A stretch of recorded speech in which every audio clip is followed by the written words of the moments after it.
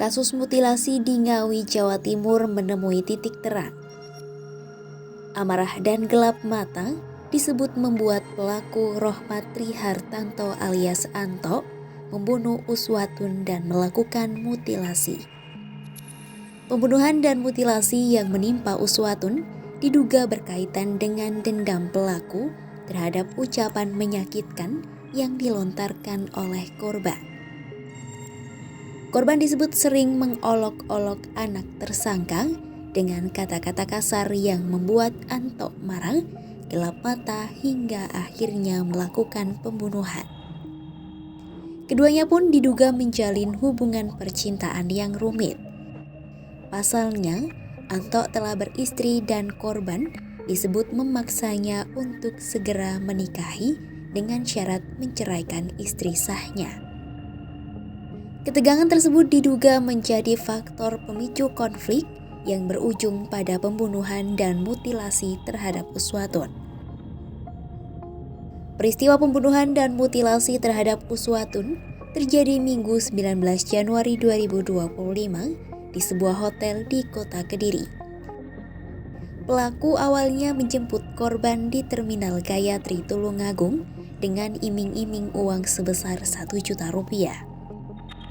Sesampainya di hotel, keduanya terlibat cekcok dan membuat Anto mencekik ke leher korban hingga kepala korban terbentur lantai.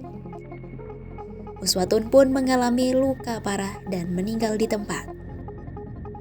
Karena panik, Anto berinisiatif untuk memutilasi korban menggunakan pisau dapur yang dibelinya di minimarket dekat hotel.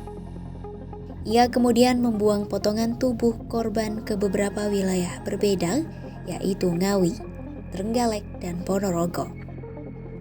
Tubuhnya dimasukkan ke dalam koper merah dan dibuang di Ngawi yang ditemukan pada Kamis 23 Januari 2025 lalu.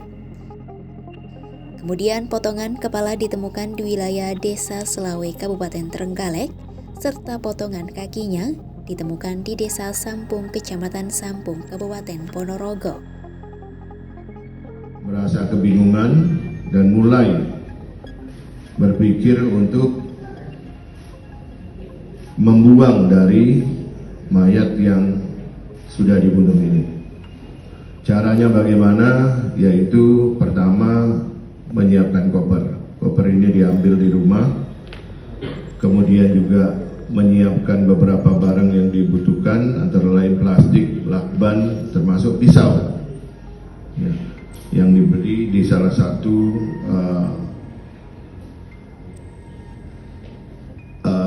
tempat ya.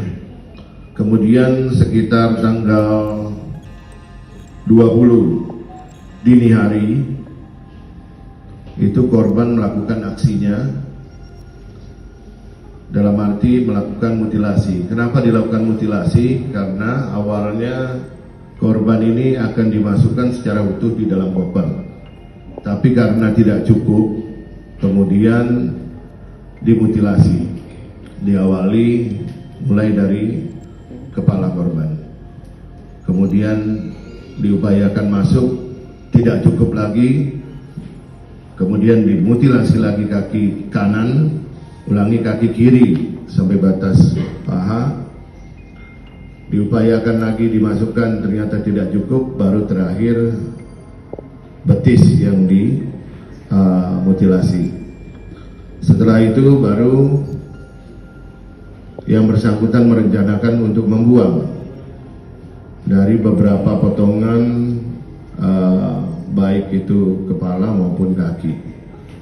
Yang pertama kali dibuang itu bagian kaki di daerah Trenggalek.